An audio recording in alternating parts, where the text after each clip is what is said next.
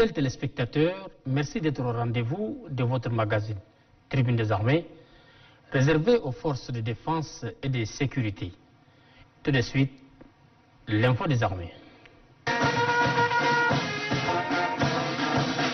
5 membres du gouvernement ont séjourné il y a quelques jours dans la province du Ouaddaï.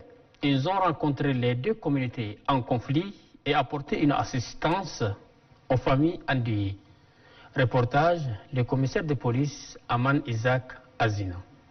Abéché accueille 4 membres du gouvernement au pied du Spartan de l'armée de l'air tchadienne. Pour les accueillir, nous avons le secrétaire général de la province du Ouaddaï, Abakar Hissène Didigui. Il s'agit du ministre de la Sécurité publique et de l'immigration, Suleiman Abakar Adam, de la Défense nationale, Daoud Yahya Ibrahim, de l'administration du territoire, Mohamed Béchir Chérif Daoussa, et de la justice, Mohamed Ahmad Alabou. La visite de ces 4 membres du gouvernement intervient quelques heures après le déclenchement d'un conflit sanglant ayant opposé 2 communautés sœurs dans le canton Mondjobo. Dès leur arrivée, cap est mis sur Kindimera, lieu du conflit situé à environ 41 km au sud-est de la ville d'Abéché, où les attendait déjà sur place le gouverneur de la province du Ouaddaï, Ahmad Daribazine. Là, les ministres ont rencontré tour à tour les différents chefs traditionnels pour mieux comprendre le fond de ce conflit meurtrier. Pour les 4 membres du gouvernement, il serait inadmissible que les Tchadiens s'entretuent juste à cause d'une portion de terre. Aucune raison ne pouvait justifier la mort de 27 citoyens tchadiens et de plusieurs autres blessés graves, s'interrogent les ministres. Même si jusque-là aucune décision n'est encore prise, tout porte à croire qu'à l'issue de ces séries de rencontres,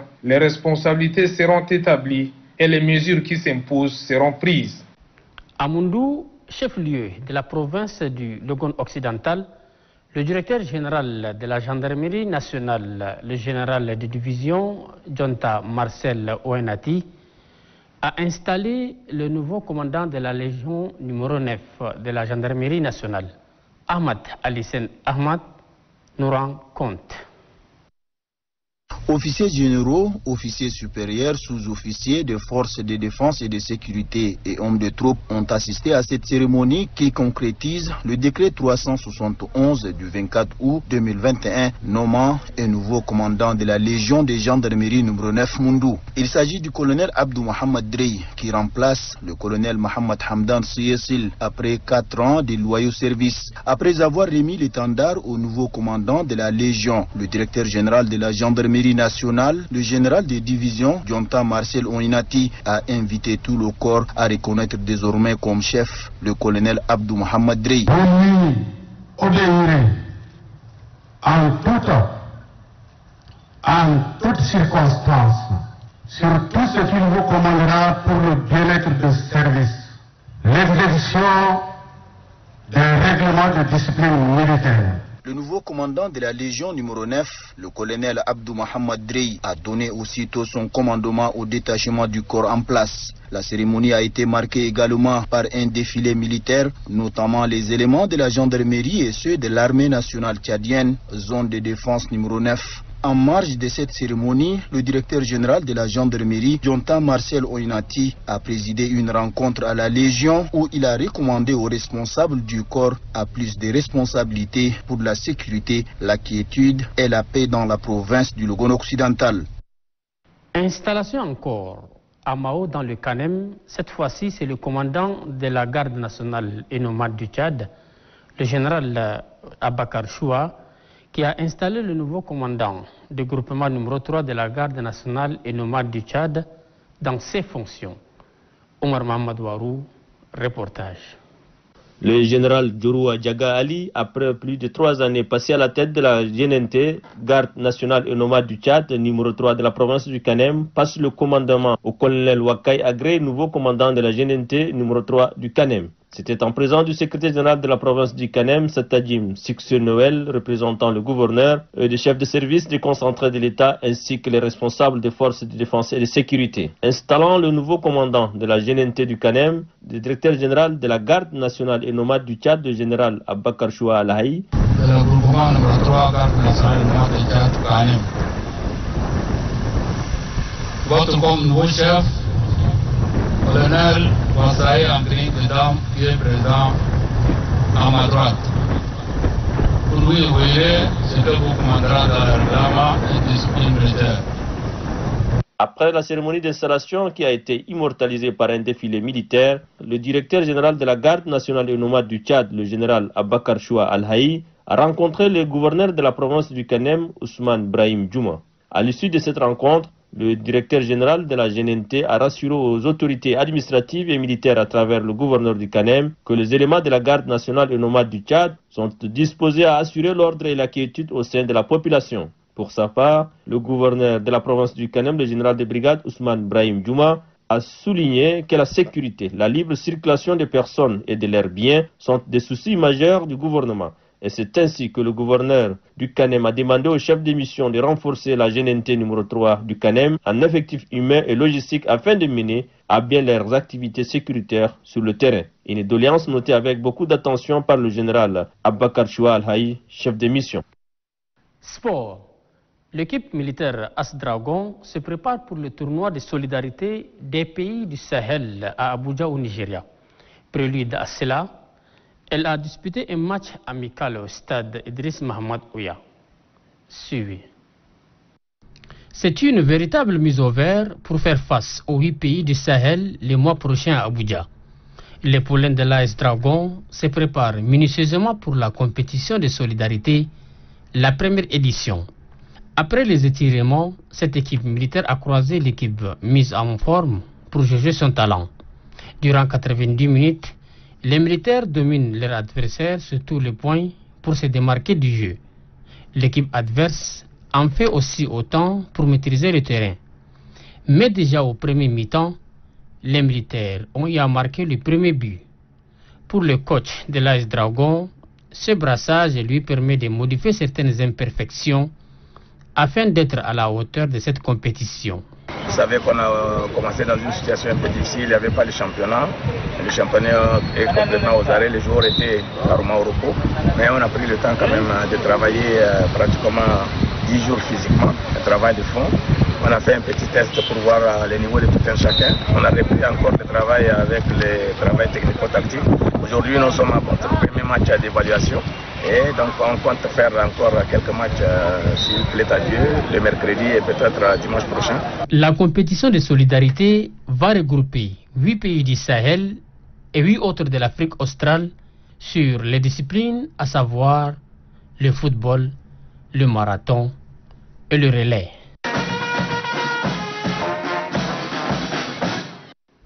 Le chef d'état-major de l'armée de terre, le général Mohamed Suleiman Ali, membre du Conseil militaire de transition, a effectué une tournée de sensibilisation sur la paix dans la province du Kanem et du Bahr el-Ghazal. Tournée initiée par le Conseil militaire de transition en vue de renforcer les liens de vivre ensemble entre les civils et les militaires. Grand reportage signé Moussa Modou Abdoulaye. C'est le tout premier chef d'état-major de l'armée de terre qui a fait le déplacement de la province du Kanem dans le cadre de la campagne de vulgarisation des messages de paix et de la cohabitation pacifique. Lui, c'est le général de division Mohamed Suleiman Ali qui a accueilli à Mao, chef-lieu de cette province.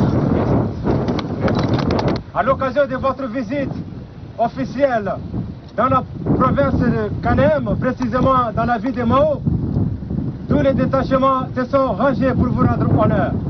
À cet effet, je vous invite à passer la troupe en revue, présentée par le commandant de troupes, le lieutenant Brémondo. Toutes les autorités administratives, civiles, militaires et traditionnelles sont présents pour l'accueillir. Séance tenante, la délégation a tenu une rencontre avec toutes les couches socio-professionnelles de la ville de Mao pour les leur livrer le message de la paix et de la cohabitation pacifique.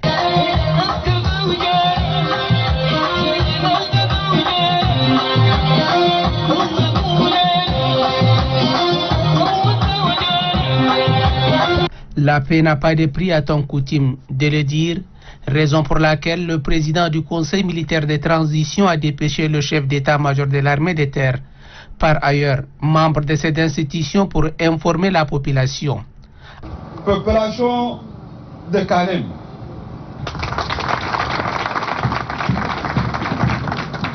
membre du Conseil militaire de transition, j'ai été désigné pour vous livrer les messages, la paix, le soutien de CMT, la contribution de fils de Karim pour un Tchad nouveau. Ces points feront objet de discussions qui seront menées avec la responsable des différentes sensibilités à travers sa politique de main tendue. Unissons-nous comme un seul homme derrière le CMT pour barrer la route des ennemis de la paix. Après le premier contact à Mao avec la population, la délégation a mis cap sur Ndiara.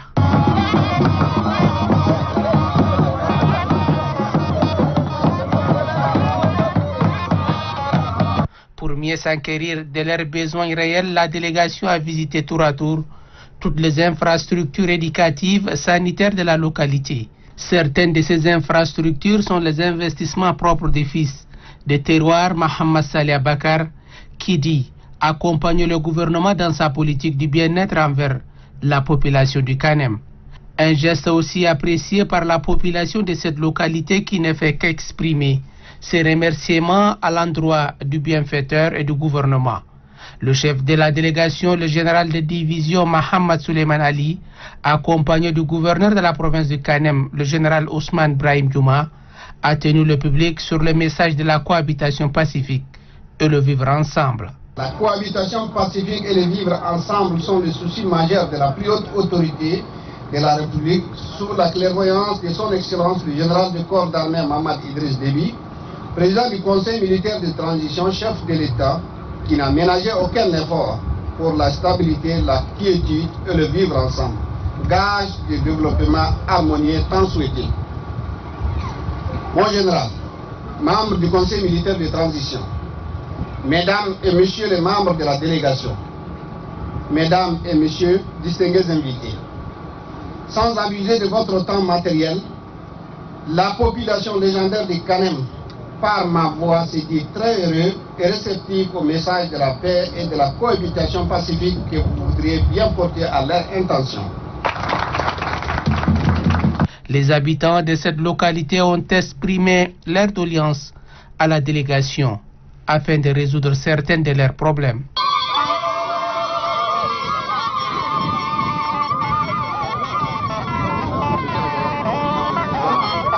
Après Ndiara, c'est le tour de Nuku qui accueille chaleureusement l'émissaire du Conseil militaire de transition sur son sol. Ici, tout est mis en œuvre pour offrir un bel séjour à la délégation qui a mandat de parler de la paix et de la cohabitation pacifique. Le Nord Kanem, précisément la ville de Nuku, était sous le choc le mois d'avril dernier lorsque les rebelles du Front d'alternance du changement au Tchad ont mordu la poussière face aux forces de défense et de sécurité. Pour apaiser cette terreur, le chef de la délégation et le gouverneur de la province du Kanem ont fait écouter la population l'importance de vivre ensemble. Chère population du Nuku, le général de division Mohamed Suleiman Ali, ici présent, représentant le président du Conseil militaire de transition, présent, est porteur d'un message de la paix de la part du CMT. Nous les remercions d'avoir mis l'accent sur notre province. C'est un honneur pour nous de l'accueillir ici, parmi nous. Égard au malheureux événement qu'a traversé notre province, la cohabitation pacifique et le vivre ensemble sont les clés du but d'une paix durable. Pour y parvenir à cette paix, la contribution de tout et chacun est primordiale. En plus de notre séjour, je compte faire une tournée dans le jour à venir. Cette tournée sera l'occasion d'entretenir des échanges fructueux avec vous afin de déceler les difficultés de notre province. La paix, condition sine qua non pour la vie en harmonie, était bien perçue par les autorités traditionnelles de la ville du Nord Kanem, qui ont pris l'engagement de bien vouloir vulgariser ces messages à l'endroit de la population. Nous saluons et encourageons les efforts du Conseil militaire de transition et de son président, le général de corps d'armée, son Excellence Mohamed Idriss Déby Itino. En retour, le chef de la délégation remercie les populations de la province du Kanem pour cet accueil. Détail à l'égard de sa personne. Dans la province du Bahr el Ghazal, le général Mohamed Souleymane Ali, après avoir présenté ses civilités aux autorités administratives, a directement rencontré les couches de la population pour échanger sur les conditions de la paix et de vivre ensemble. Cet échange a permis aux habitants du Moussoro de mieux cerner ce que c'est que la paix et le vivre ensemble. Un message qui, selon l'expéditeur, le général Mohamed Souleymane Ali, a tout son sens dans cette période de transition. Après la rencontre au gouvernorat, un grand meeting est organisé à la place publique de Moussoro pour expliquer de long à large le but de la mission de la délégation dans la province du Bahr el Ghazal. Très réceptifs à ces messages, les représentants de tous les chefs des cantons, fériques et villages environnants de la ville de Moussoro sont déterminés à vivre en paix, comme le souhaite la plus haute autorité. Pour le général Mohamed Souleymane Ali, les deux provinces sont intimement liées et leur stabilité ne fait qu'accélérer le développement socio-économique de cette partie du Tchad. Jadi Menansé.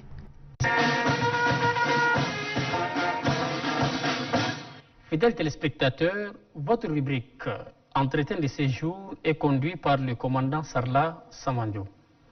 Bonsoir, mon commandant. Capitaine Idriss, aujourd'hui nous sortons du carcan des hommes en service. Nous sommes chez un ancien qui a connu l'armée française et celle du Tchad. C'est le général Kimto Dongus. Bonsoir, mon général. Bonsoir, commandant. Expliquez-nous comment avez-vous intégré l'armée française? Bien, merci de votre question, commandant. Après la Deuxième Guerre mondiale, la France a cru bon de créer une école d'enfants-troupes en Afrique équatoriale française, ou à Brazzaville.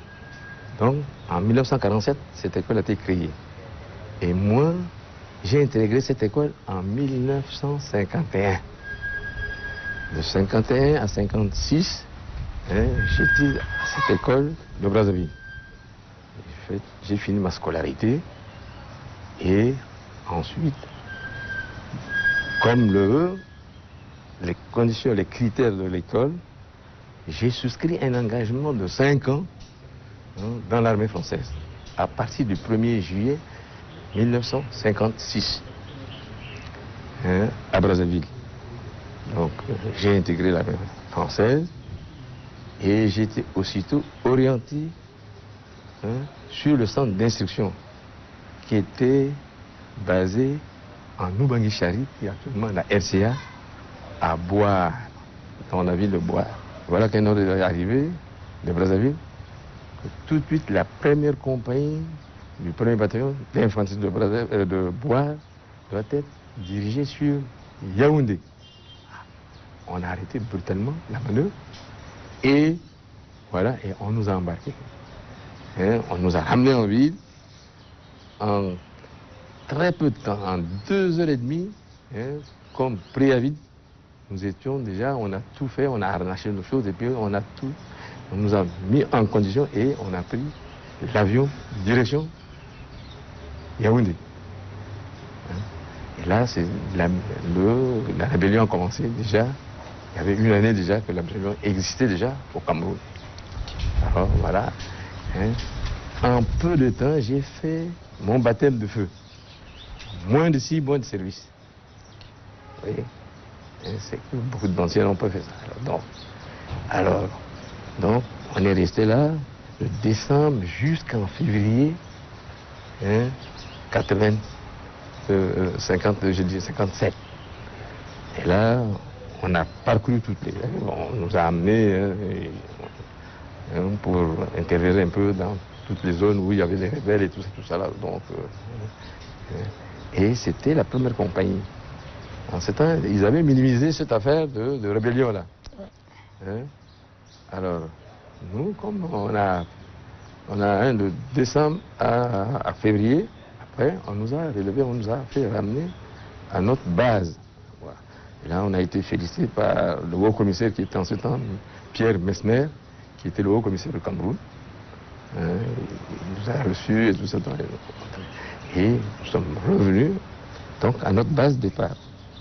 Alors là encore on m'a désigné pour faire maintenant le CATD, le certificat d'aptitude numéro 2, le grade de sergent.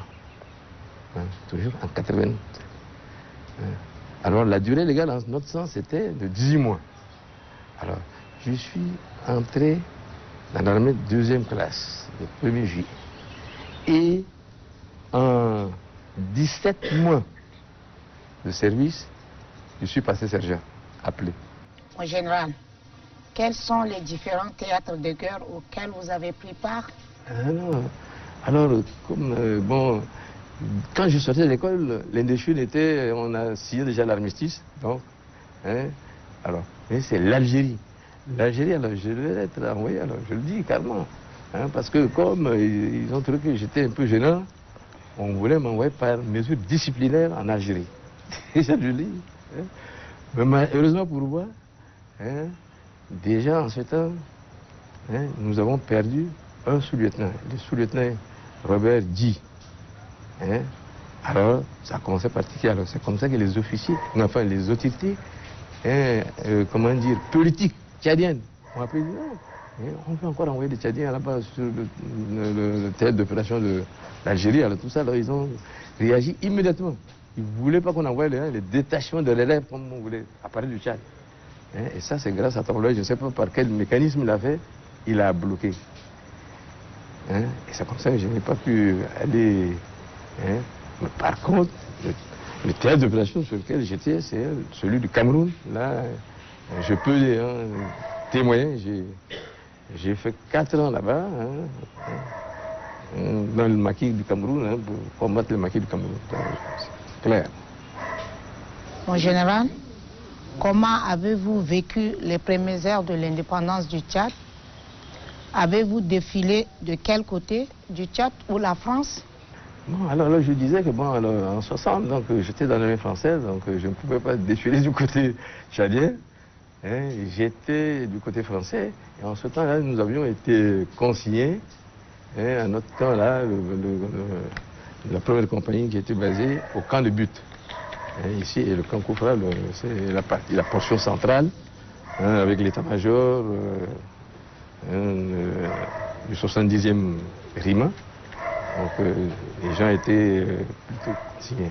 Mais après, les premières heures, donc, nous, après le défilé, la grande manifestation, la journée, donc, le soir, on a quand même eu le temps de sortir et puis de venir prendre contact avec nos parents. Donc, c'était la grande joie, les gens étaient vraiment contents, et disons, c'était partout, toute la ville était très animée. À tous les carrefours, il y avait des balles, des orchestres, je sais pas, tout cela. Alors. En général, quand est-ce que vous avez intégré l'armée tchadienne? À sa naissance ou après? Bon, quand on parlait déjà de la création de l'armée tchadienne, j'étais sur place.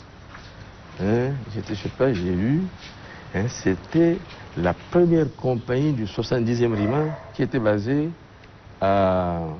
au camp du But, qui était désignée et qui allait être, affectée au Tchad comme première compagnie. Alors je faisais partie de cette première compagnie-là.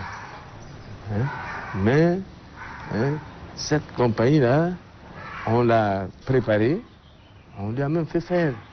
On a cousu des tenues qui étaient hautes que ceux de l'armée française, avec des bérets de couleur un peu, beige comme ça, et tout cela. Alors là, c'était pas encore, on n'a pas transféré encore la compagnie, mais on l'a préparée. Et après, on a amené au camp Koufra. On l'a sorti de là-bas pour l'amener au camp Koufra. Alors là, j'ai suivi, et c'est là où ma petite résistance a fait qu'on m'a dit, bon, vous pouvez aller continuer à faire l'école de Sierra. C'est ça, là. Vous voyez, c'est comme ça que je suis allé, en 61, à Brazzaville, à la préparation de l'Efforton. C'est l'école de Fréjus qui formait des officiers de ressortissants des territoires d'outre-mer. Voilà. Alors j'ai fait le stage, une année scolaire, et je suis admis. On était 3 Tchadiens, Mon repos, les autres étaient recalés, je suis le seul admis, donc j'ai intégré l'école. Pour finir, qu'est-ce que la France fait pour vous? Non, alors là, nous revenons maintenant sur la partie française. Alors, donc, pour les Français, quand ils vous disent anciens combattants, il suffit que vous soyez un jour seulement sur un théâtre d'opération. Hein? Que vous ayez l'arme ou pas, que vous ayez tiré un coup, non? Donc, si vous êtes sur un théâtre d'opération, comme le médecin là, du Cameroun, là, ça y est, on vous reconnaît que vous avez été un combattant. Alors là, à l'âge, donc nous on a quitté l'armée française très tôt, donc, mais ils ont quand même un devoir de mémoire envers nous. Et qu'est-ce qu'ils font quand ces gens qui ont été sur ce théâtre d'opération, à l'âge de 65 ans, ils leur font ce qu'on appelle la retraite du combattant. Et ce que la France m'a fait. Et au début, bon, ils avaient cristallisé ces pensions-là pour tout le monde. Alors là, c'était dérisoire. Bon, maintenant, les gens, grâce à un Sénégalais qui a gagné un procès au Conseil d'État, donc les Français ont révisé maintenant ces pensions-là et ils ont allié ça sur les pensions françaises qui suivent les cours de la vie comme chez eux maintenant. Alors donc, il y a la pension d'ancienneté. Ça pour ceux qui avaient, parce que quand la France a vu qu'en 60, alors ils ont même donné, à 11 ans de service, on donnait la retraite. Alors nous, on n'avait pas 11 ans, donc on a eu seulement nos pécules et tout cela. Et maintenant, ils nous versent ce qu'on appelle la retraite du combattant. C'est une aide qu'ils nous donnent tous les 6 mois. Ouais. Au même taux que les Français. Capitaine Idriss, fidèle téléspectateur, ainsi prend fin l'entretien que nous a accordé le général Kimto Dungus. Chers téléspectateurs, ainsi le train de votre magazine Tribune des Armées rentre en gare. Rendez-vous très bientôt pour un autre numéro. Restez sur Télé Tchad, les programmes continuent. Bonsoir.